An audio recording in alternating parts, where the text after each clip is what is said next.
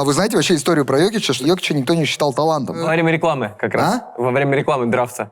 Да, то есть и он был, по-моему, выбран... 41-м, по да, 41-м 41-м номером драфта. И вот когда его выбирал Денвер, в этот момент включили рекламу Taco Bell.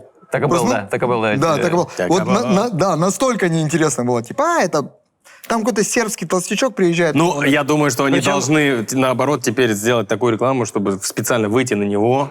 Мне кажется, да, что это им в плюс работало, потому что этот факт очень часто вспоминается, он там стал MVP, там уже там будет один из там, легендарных во всей истории NBA игроков, и всегда этот факт вспоминается, что вот типа супер не верили, реклама так и была, что и так и было такие, ну да.